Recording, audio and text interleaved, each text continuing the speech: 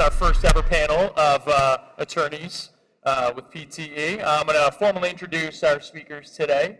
The first guy on my left, right? Left? That is, yes, I am on your left. Okay, fantastic. I mean Hassan Abadi. He's from Fenwick at West in the corporate group, right? Yep. He represents start companies from formation to exit, right? Cradle to the grave. Cradle to the grave. Startups, mature tech companies. So you Twitter, Apple, Twitter, Facebook, Rock Health, Uber. on and on, right? On and on, just like everybody. List all the tech names. Got it. Not Google though. I don't do Google, but I think our one of our licensing groups or something do Google. Oh, okay, all right. Well, you don't do it, so. Anyway. I love their search engine though. Moving on to our next speaker, Sina Rezvani. He's a patent attorney. Used to work at Kilpatrick Townsend, right?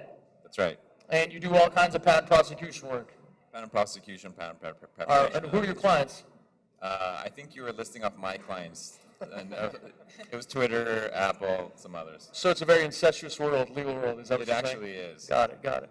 Well, before that, Sina was an engineer, actually. You were a software engineer as well as electrical. And before that, he used to work at Kilpatrick, but now he's an entrepreneur of his own. He started up his own law practice called Red Brick IP. All right, fantastic. All right, good. I got that one down, too. Last but not least is my favorite guy on the panel. Sorry, guys. It's Kayvon Idashfana. Most important information you need to know about him. He recently knocked up his wife. He's going to have a little baby boy. Congratulations. Thank you for the eloquent introduction. Appreciate that. Not much of applause for that, though. I'm a little disappointed. Anyway, so he works for Littler Mendelsohn. They are the foremost kind of law firm of the world when it comes to labor and employment, wage and hour, employment discrimination, HR issues, all of that good stuff. So the reason why we had this panel is because a lot of you entrepreneurs have legal issues. You guys all look like troublemakers, but we've never had a panel like this. And so our whole point was to get a group of really good lawyers in front of you, and for this to be really dynamic. So if you have a question, we're going to have a mic that's going to be going around. So if you have a question, raise your hand, and you will have the floor. With that said, I think we'll just start off with Amir, right? Yeah. Does that work? Yeah, do you want to ask a question? Yeah, I'll ask a question. So Amir, right. so I want to be, so if I was one of you guys and I was like, oh, I'm an entrepreneur, I'm a co-founder, blah, blah, blah, I need help. Or do I need help? I'm actually bootstrapping it. I don't want a lawyer. I don't want to pay $500 for Fenwick. Why should I come to Fenwick? Or not just Fenwick, why should I get a lawyer? Okay, so as a lawyer, I think you should get a lawyer. But you don't have to necessarily get it immediately. And a lot of my answers are going to be kind of typical lawyer answers. It depends. If you are a serial entrepreneur, you probably already know that you need a lawyer when you start out, and you're probably already going to get funding. So this is probably kind of a moot subject for you. You're probably going to get one at formation. But let's say, as a lot of people here are, you're like a first-time entrepreneur. You don't really know what's going on. There's some law involved somewhere, somehow, and you have to interface with it at some point. First thing I would say is do a little bit of eater buzzy and go around, meet people, talk with people. Lawyers, though boring, we will talk to you, and it's good to kind of network with them and see what's around and kind of shop around. But you're going to have to incorporate your company at some point. And either you can do it yourself but there's LegalZoom, right? Why should I pay you to incorporate my company? LegalZoom will probably screw up. I would say you can either go online and you can do the research on your own and try to incorporate your company on your own. And that's going to require a lot of time, effort, belief in yourself that you won't irreversibly screw up. Or when you want to start your company, you go to a law firm like Fenwick or some other legal services, and either some firms will defer payment, which sounds great, or you pay up front, and they're going to make sure you get incorporated correctly. Because if you don't incorporate correctly, or if you screw up your equity docs, or you don't even have an agreement between yourself and your co-founder, if you get to the point where you're successful, this could either cost you a lot of money eventually, or just derail you, which you don't want to happen. Well, I don't get it. I mean, once again, I don't mean to keep on talking about this, but I can go online and, can establish a California LLC right off the bat. It'll take me 2 minutes and $70. Right.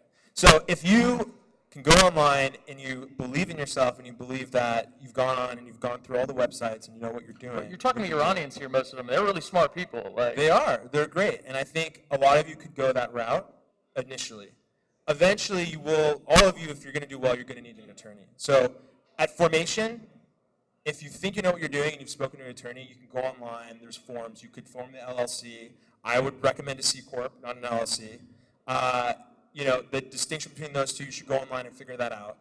Or you go find an attorney who will sit you down and go over this with you, especially if you don't feel super comfortable. It doesn't cost that much, particularly if they're deferring fees. It's like $4K or something. And they can make sure nothing's going to go wrong. can you tell me about the deferment process a little bit? What does that mean, deferment? Sure. So it's different at every firm. It's different with every partner at every firm. But a lot of these law firms, if they believe in you, they will defer fees. So they'll say, okay, you're going to come on, we're going to do your incorporation for you. This is probably going to be about $4K of legal fees. You don't have to pay us now. Once you get a Series A financing, here you go. Now you can pay us. And, maybe if we really believe in you, we'll take, 5% equity or something.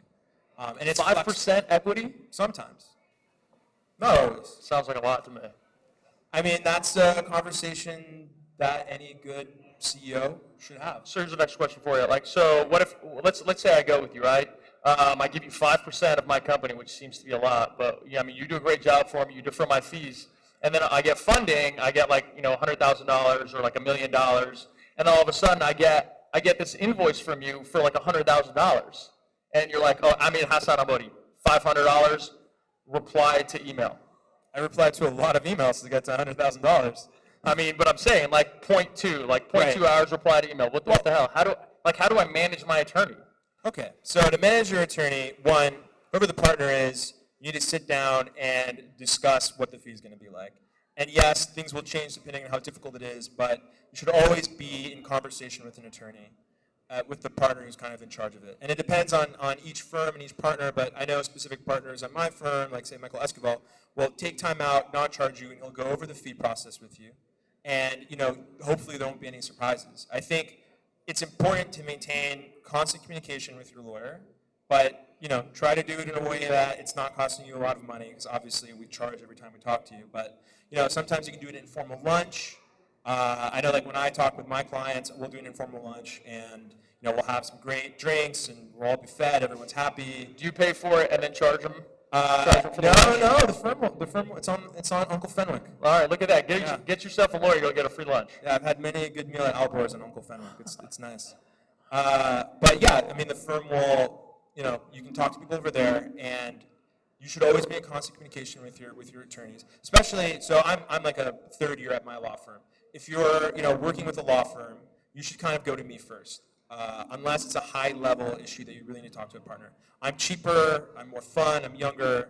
What do you mean go to you, though? Let's say I have a startup. Do I go to the associate or do I go to the partner? Well, when you first start out, you want to talk to the partner because he's the one who's going to take you on. Okay. But when you have a working relationship with him, he's going to staff junior associates on it, and those are the guys who are going to be your day-to-day. I basically act as your GC while I'm there, and I'm cheaper to talk to. Okay. Sorry, I kind of skipped over this, but let's say I'm going around, I'm trying to get funding. Do I involve you in the process, or Well, you could involve a partner. So again, it depends on, and I hate these depends answers from attorneys, but if the partner really believes in you and he has a book of contacts and stuff, he might actually put you in contact with some VC. We had some VCs speak earlier today. They might want to talk to you over it. But basically, I come in after the business deal's inked, and I make sure to kind of execute on that. And there's things you should keep in mind. It's best to have the business deal completely figured out before you do the actual legal work. There's some things that can switch that might, strategically, like board seats and stuff, you can do that afterwards. But if, the total investment keeps changing around, it's going to cost you so much money because I have to keep redoing the docs. Yeah. I don't want anyone else to have my idea. I will kill over my idea. I want to protect my idea. Right. So don't kill anyone would be my first legal advice to give you. All right, thank you for that. So I see this a lot. I see a lot of people saying, hey, Amir, come over here. I got an idea for you. Don't tell anyone. It's kind of counterproductive because, ideas are great, but execution is what's really making the value work. And your company is nothing without execution. So, and these guys might kind of disagree because they work in protecting ideas. But as the corporate counsel, I would say, executing the idea is more important. It's probably better for you to talk to people, talk to advisors who you trust, and we'll help you develop a company and business plan around your idea. And we'll triage, if you need a trademark, if you need a patent, we'll triage to those people. But I mean, don't get so hyper paranoid where you're just like, I have an idea, I can't tell anyone. Yeah, so does that mean, like, and I've heard, like, people say sign an NDA. What does that even mean? Well, I mean, yeah, you can.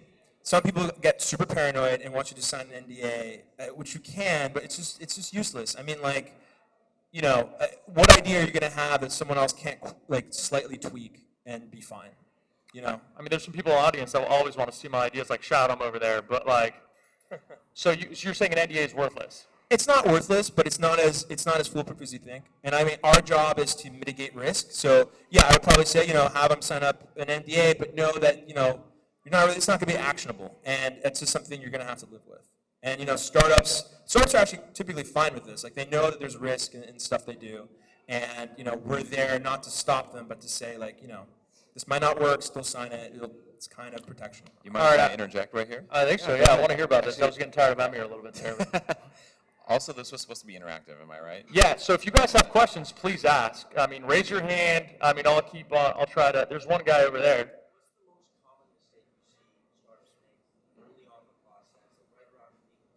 So the question was,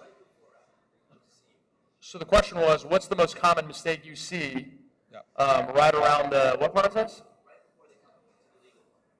Right before they come to the legal market. So I guess the question is, before they're ready to, like, incorporate, what's the most common mistake they make at inception, basically?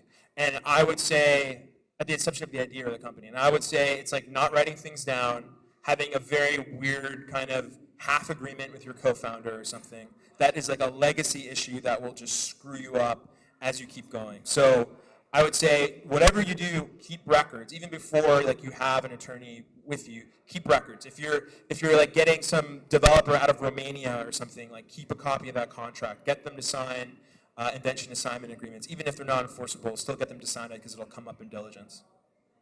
Which could be a good seg for you. Yeah, actually, to go back to one thing to develop on, actually two things about NDAs. So often you'll hear this advice, and a lot of people share Amir's sentiments about NDAs. Speak up a little bit. Oh yeah, sorry about that. So non-disclosure agreements, and I'm not going to talk about whether non-disclosure agreements are actually, serve the purpose that they're set out to fulfill, but from an IP standpoint, whether it keeps whoever you're talking to from disclosing sensitive information, I'm not going to talk about that, but one thing you should be aware of, and this actually touches upon what you're referring to earlier about, a lot of people are so secretive, they're like, shh, I don't want to tell anyone anything, and I'm just going to lock myself up in my room, and I'm not going to, like, move forward on this idea. That's actually a big problem for inventors, because they're afraid everyone's going to steal their idea. So it's true, though, when you actually do certain things, it sets off some clocks. So one of those things is actually public disclosures, meaning you basically disclose your idea in a public setting versus behind closed doors in a confidential conversation. Now, if you sign an NDA, regardless of the contents of that NDA, you've actually shown that this is a confidential conversation. So it keeps that clock from starting. And when that clock starts, for instance, you may not be able to file your patent application in foreign countries. So all of a sudden, the U.S. has actually a 1-year grace period, but the rest of the countries aren't so forgiving, and you're immediately lost rights in foreign countries. That's terrible for some sorts of ideas. Some other things set off these clocks, like selling your idea or even offering to sell the idea. So anyway, I just wanted to touch upon the NDA thing. Even if you don't believe in them, you can just sign like a 1-paragraph NDA just to prove that we have something in black and white showing that this was a confidential conversation. So then at least it helps you sleep better at night because now you can talk to people, you can talk to vendors. So I don't mean to cut you off, but I have a fantastic idea, all right? I have a fantastic idea. You iOS developers charge me way too much money, $300 an hour. I'm going to Russia.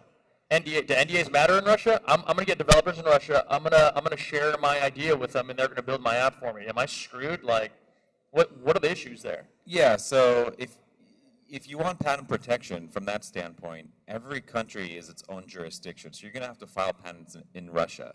And if you don't, you could be screwed. Yeah, that's right, which is really unfortunate. The good news is Well, that I don't really care about Vladimir. I'm talking about Obama. Like, what can Obama do for me?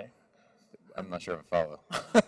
No, I don't care about Russian law, but I want to make sure that I protect my idea in America. Like, I want to make sure that whatever ideas I share with them in Russia, that it's going to be mine when Oh, all's you're said and saying done. you took a trip into Russia and No, I'm disclosed saying it. I found somebody on Olance or Odesk, and I found a bunch of coders, and they're going to get this app done for me for like $10,000. I think his question is like those guys actually creating the app copycat in the U.S. Right, right. Actually, you should actually talk on this point too, in terms of employment and contractors. Yeah, but from an IP standpoint, you should be okay if you have NDAs in place for the most part. Those guys can go into Russia and build out the idea over there, steal your idea and build it out, and that's why you should actually pursue protection in those countries that you find to be relevant. Yeah, again, Russia's a cold place. I don't think anybody's going to use it. But what if those Russian developers then come and try to like put my app that I gave them the idea for that's- in the App Store, in right. the American App Store? So that's the whole point of having a patent, because the point of a patent is to exclude others from practicing your idea. So once you have this patent, they can't do that. You But that can go takes a ahead lot, right? Like, I want like results now. I want push button like. Well, that's life. So there is actually a solution to this. There's a new program at the Patent Office called the Track 1 Prioritized Examination program. And it's been instituted in the last few years. What happens is, for a nominal fee, they'll actually fast track your patent application. So let me back up a second and say, look, the Patent Office is a government entity. They move very slowly. You file a patent application today, they will probably not pick it up for at least 1 year, maybe even 2 years. They will literally not open it and look at what it is, what the title is. And they won't start working with you and fighting with you. Once they do that, that can take a few years. So you're looking at 3 to 5 years of receiving a patent. Now, in the startup world, that's eons. We in the startup world move at lightning speed. And so by that time, you may not even be around. So if you do the Track 1 Prioritized Examination program, it really fast tracks, and this is very important for startups especially. IBM, which is a patent filing machine, doesn't care. They're going to be here in 7 years. They'll just wait till then. But for you guys, taking advantage of this program is important. The other thing that's good about this program, actually, is that you have a higher chance of receiving a patent. There's some reasons behind that, but one of the reasons is that the Patent Office wants to work with you to give you a patent and also to show that their program is working. So you should take advantage of that. So let's say I work with my Russian developers. Vladimir and his cohorts are good to me. They give me my app. They give it back to me. I sign some sort of enforcement agreement saying that they assign the rights to me. Actually, can you talk about that? Can any of you guys talk about that? Like assigning rights back to me? Like, is there an issue with that? I'll give it to you in a second, but yeah, so every time we file a patent application, there's some other papers that we file along with it usually. One of them is an assignment, which is the assignment of rights. So if you're working at, say, Twitter, and we file a patent application for you, you're the employee at Twitter, it was your idea, but you developed it while working at Twitter. We will have you sign a document that assigns your IP, those ideas, over to Twitter. It's not yours anymore. So that's what that document is. One thing that's really interesting, by the way, is that in the software community especially, there's an aversion to the patent system. The philosophy is against patents. So one thing Twitter actually did is, in this assignment, they say, look, we will not assert this patent and act as a troll unless you agree. And so it's actually created an environment where a lot more people are open to actually file patents and will actually cooperate, because they literally in the company won't cooperate. So if you have pushback in your company, you might want to institute something similar. Actually, hold on. I'm gonna stay with you for a second. Tell me about that. So I bring the app back, and I put it on the App Store. Should I be concerned about patent trolls or anything like that? Very much so. So patent trolls, I'm not sure. By the way, yeah. Does everyone know what a patent troll is? All right. Why don't Okay. you, So patent troll is basically an entity, a company who owns patents but doesn't actually practice the ideas in those patents. They don't actually. It's just a shell company, and they go around and bully other companies and try to basically extract money from them, saying, "Look, well, we have this patent, and you guys are infringing on it. Pay us up, or else." And if you're not protected and not ready, so their model is this: they come to you and say, "Look, you're infringing on our patent. Pay up $500,000 or whatever the number is." And usually they'll settle. They'll settle. Okay, fine, we'll take 50K. But they're actually working on the model that as a startup you don't have time to deal with patent troll. I mean, you don't even have time to brush how do I your even teeth, know I'm let infringing alone- on a patent, though? You don't know. You don't know, and they'll come up with even a frivolous claim just to because you don't have time, and you don't have money, you don't have a big legal team to fight them off, right? So they're expecting that you'll just give Unless in you go to and pay Fenwick and them, they defer your fees. unless you go to this guy. So they're just looking for you to pay them off for 10,000, and you're gonna go bother the next person. So you don't want to be vulnerable to that. Sorry, I think I stole it from you. Well, actually, hold on. I want to go back. All right. So let's say the patent troll comes after me, and then okay, I have to hire attorneys, or do I just fold up and die? I mean, I love my Tinder idea. Right. So you're better off hiring attorneys in that sense. And then how do I find an attorney? I mean, all three of you look exactly the same to me. Well, I can speak to this. So in terms of finding an attorney, I would, one, reach out to your network and see, typically if you have your Tinder app. By the way, we are a part of your network now, FYI. That's true. Right. You can come and talk to me. Fenwick is a great firm, but there's other firms out there, and I'm happy to introduce people. But you should reach out to your network and ask them who are they using. And there's basically a big five of large law firms here. There's Cooley, there's Fenwick, there's Wilson. Yeah, but you guys Henderson. charge a ton of money. Like a Wilson guy is going to charge me $1,000 an hour. You're probably going to charge me $500. Why don't I go with Red Brick IP? I mean, they're a boutique firm. They specialize in patents. Well, they do patent work, but I mean, it depends on what you want. So if you think you need a full service law firm that does litigation, patents, and corporate formation, financing, you go to Fenwick. But if you think you can, on your own, you think there's not that much risk in setting up a company on your own, but you are worried about patents, you go to these guys. Or maybe we'll, if we can't do it, we'll refer out. So I would say, go to networking events, meet lawyers, reach out to your network, have coffee with them. If you're in an incubator or an accelerator, go to Rock Health. I mean, we do free office hours there. By the way, do you all have any questions? We want to keep this interactive. I mean, gentlemen there, Artine, I remember you. Thanks. Just a question around cost. So what would it cost for Too a much. provisional patent? So not the search, just the provisional. Yeah, so I can speak to that. There are USPTO filing fees, and then there are the attorney fees. Now, a lot of startups especially approach us and say, look, we want to file a provisional patent application. We've heard of this thing. It's really cheap. Let's just file this. Almost all patent attorneys will try to dissuade you from doing that. It sounds like a really good deal.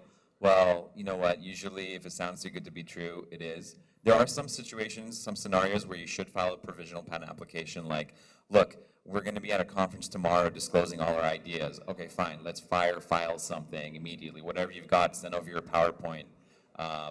In those sorts of situations. Now, actually, I'm back up and say a provisional application, there's two types of applications, a provisional and then a regular. A provisional usually tends to be literally, the inventor or you will scratch some notes on a napkin tissue, then we'll scan that into PDF and file it, and that's it. Trust me, you don't want to do that, but that's what it usually ends up being. Or if you have a PowerPoint presentation or whatever, but that's very weak.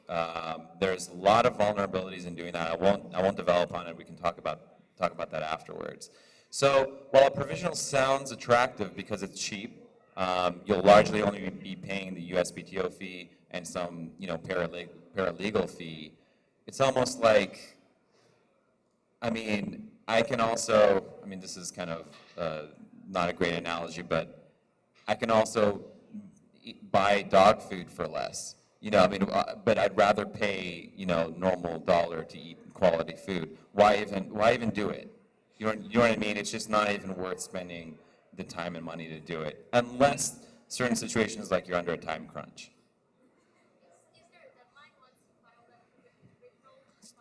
So the question is there a deadline? That's actually a very good question. So once you file a provisional application, it actually isn't even a patent application, really. It is just sort of a placeholder, and you have 1 year to follow up. If you don't follow up, it dies, and you can still file a patent application, but you'll lose the priority time. You won't be able to swear to go back to that, stake in the ground that you put.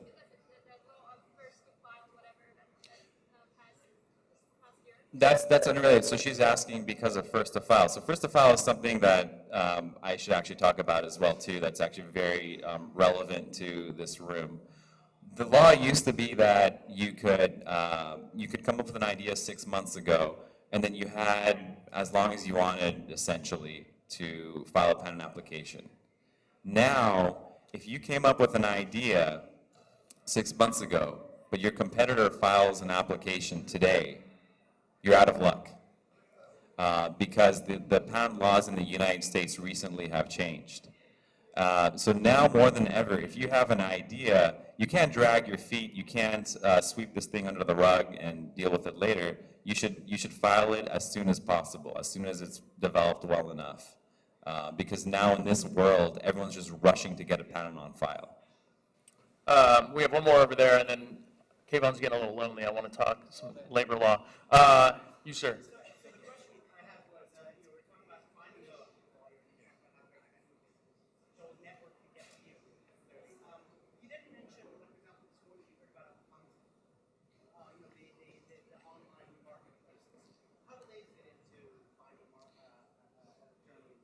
So the question is, just to repeat it. I can repeat it and I'll make a quick response and then Sounds you guys can jump on it. So the question is, what about things like Up Counsel, which Matt Faustman was up earlier and talking about? So unfortunately, there isn't a great Yelp for attorneys yet. And Matt's obviously working on that. That's a big problem. Similar to healthcare, there isn't really a Yelp for finding a doctor. You just sort of, if you go to Kaiser, you hope that you get assigned a good one. Or if you're smart, you ask around, and basically, so I have a cousin who works as a doctor at Kaiser. My experience at Kaiser was not optimal until I asked her for referring me to a knee surgeon and also my general physician, and now I'm having an amazing experience. So attorneys are very much like doctors. You don't want to follow a hospital, you want to follow an attorney.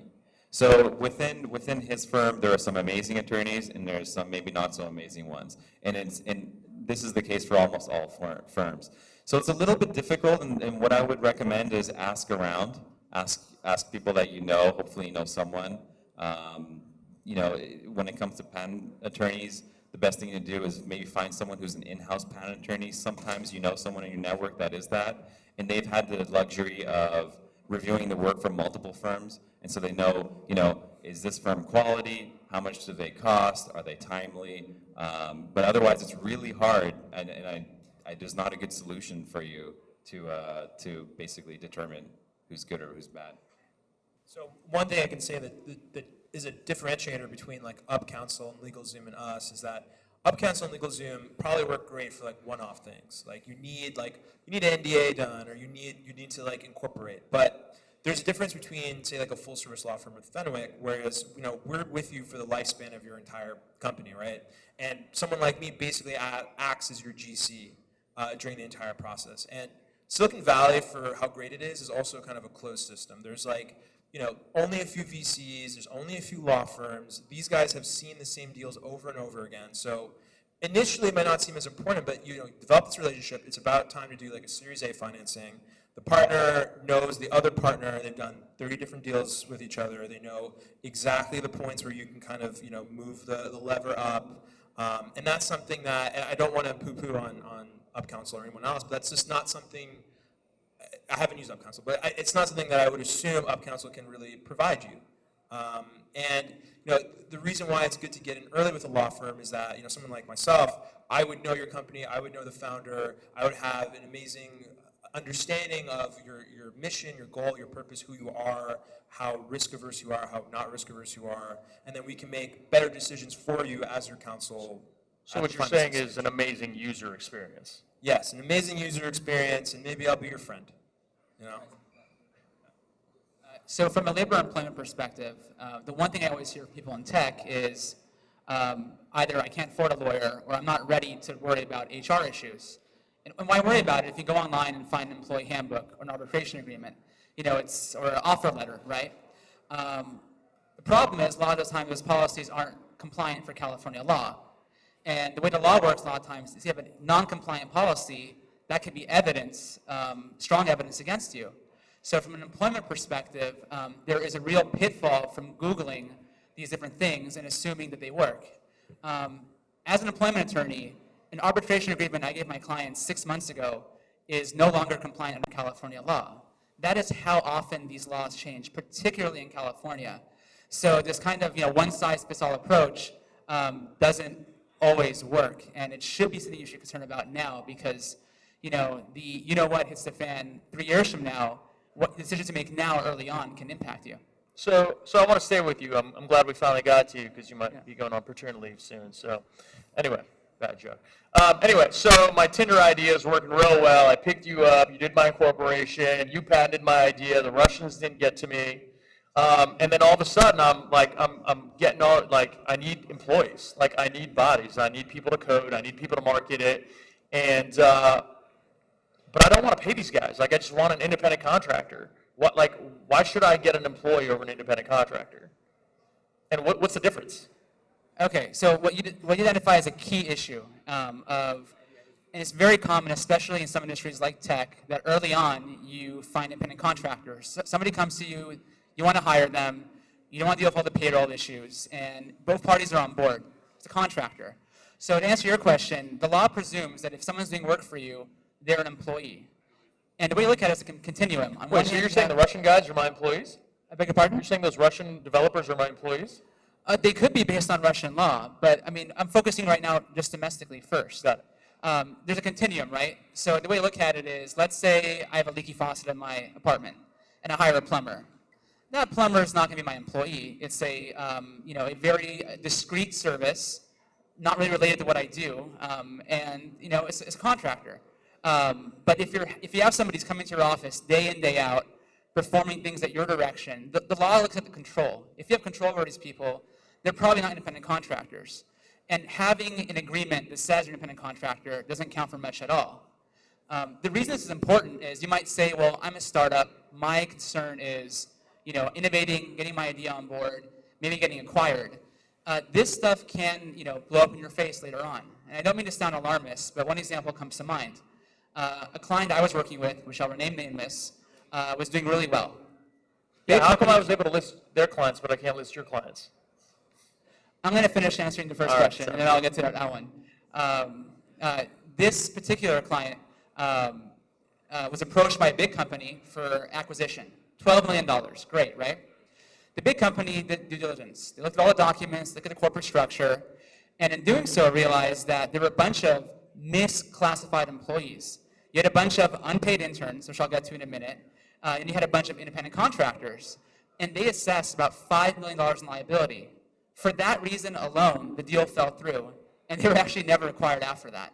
So this stuff is very real, and you might not want to pay for an attorney, but at least do some education for yourself. Does everyone understand what a misclassification is? No, I have no idea what it is. What are you talking about? So the idea is that just by calling somebody or classifying them as an independent contractor doesn't mean you're covered. Just by classifying somebody as an exempt versus non-exempt, and I'll explain that right now. The law presumes that you're entitled to overtime, to meal and rest periods, all this stuff. But there are certain positions that are exempt from that. Like lawyers? Like lawyers, like doctors, like high-level managers. But a lot of times companies get it wrong. And so 3-4 years down the line, an employee can come forward, file a legal claim and say, I was not exempt, I was non-exempt, I was not exercising my discretion and judgment, I was not a managerial employee. And if that employee prevails, then they're entitled to 4 years of back pay and all other kinds of penalties. So a lot of lawsuits that I deal with personally have to do with misclassification. So it takes a lot of effort in the beginning to think about this employee. Is this person an independent contractor? Is it an employee? The intern, should this person be paid or not? Actually, I have a question, because I have a buddy back there named Shahram. He's a CEO of Air PR. He's notorious for hiring interns and not paying them. Should Shahram be worried? Hypothetically speaking, if you have unpaid interns, well, let me ask you this. How many of you have been unpaid interns at some point in your careers? Most of us, right? Well, maybe not most, but many of us. I certainly did, right? How many have had a bad experience being an intern for Shahram? So you do this, and it works for both parties, right? Because a lot of times they're students, and they want to break into the market. They're willing to work for free. And it works out well for you, because you want to have the resources to pay the person. The problem is, in most cases, you have liability. In most cases, the work that's being performed is compensable. And there are all kinds of lawsuits right now on the intern issue.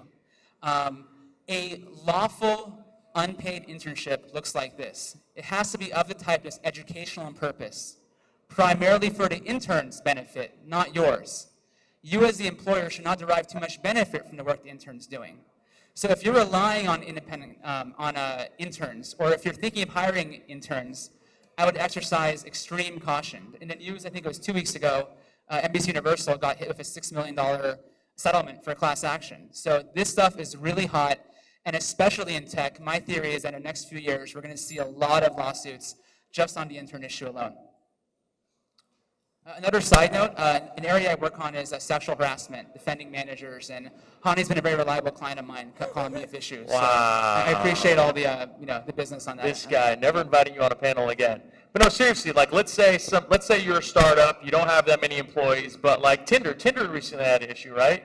Wasn't there like some sort of sexual harassment claim recently, and the guys, can you talk about that? That did make the news, and that is an issue. So sexual harassment in general is, gets very politicized, is publicized, is in the news. It is really important that you as a startup, as an employer, educate yourselves on the way you should handle these issues. And if you have as little as 5 employees, and that could include interns or independent contractors if they're actually employees, you are subject to those laws. I had another client, for instance, where there was a complaint of harassment. The actual conduct was not harassment. It really wasn't. But when the complaint was made, there was no proper investigation. And at that point, there was legal liability. So Tinder was an unfortunate situation, and I don't know all the specifics, and I don't know if I can really comment on it specifically. But you want to be careful, because at some point, if you're going to be acquired or you're going to grow, these skeletons come out of the closet, and the way you handle an issue is extremely important. So what you're saying is Shahram should get your phone number. Anyway, so then, okay, let's say that I'm a startup. Like, I don't need HR policies, right? Like, what is an HR policy, and why do I need it? You absolutely need one. A policy could be something as simple as an offer letter, because what's in the offer letter is really important. Employees are supposed to be at will in California, which means that you can fire them for any reason, so long as it's a lawful reason. But if you don't have that strong language in your offer letter, that could create a presumption to the contrary. Employee handbook. There are all kinds of employee handbooks on the internet, kind of one size fits all. But that stuff's really important. If you don't have an employee handbook, Even if it's just like 4 of us? yes, because Really? having 5 employees or more, you're subject to all the harassment discrimination laws in California. Does that include interns? It could, if they're actually employees. Having 1 employee subjects you to all the wage and hour laws. So if you have a handbook which says that the lunch should happen after the 7th hour of work, or something crazy like that, that is going to be evidence used against you in a lawsuit. If you don't have a policy which says what an employee should do if they feel they're being harassed or discriminated against, that is a problem. That in and of itself could be a legal violation used against you. So it makes sense to think about these things now and build a framework. So as you grow, you can update these things and be protected. So what you're saying is thank God for my Russian developers, because I don't want to deal with any of these California labor issues. Well, I mean, that could also be problematic. Just because you have, Russian developers doesn't mean you're immunized from all these different forms of liability. I mean, at that point, and that issue comes up with other states. So you could have a contractor in Colorado or Florida, and you're thinking, okay, well, California law doesn't apply. Well, it really depends on the statute involved. Point being is, it's a little bit of investment in time and money, but it makes sense early on to figure out who you're dealing with, what laws apply, and how can you document what you're doing. Last example I'll give, I had another client, startup, they were doing really well, had 20 employees at some point. The CEO had an employee come to him and say, I'm pregnant, I might want to take leave. And he decided it was a good idea in writing to say, well, if you're pregnant, I don't know if you're going to have the energy to do all this work, and we might not be around 6 months from now, so if you want to take leave early and, do severance, let's just do that. He no longer works there. I don't know what he's doing, but he didn't have that kind of expertise or sensitivity to these issues. He was a great programmer. He was a pretty good businessman, but that type of stuff was his downfall. So I'm not trying to be alarmist again, but just think about these things now because they do come up.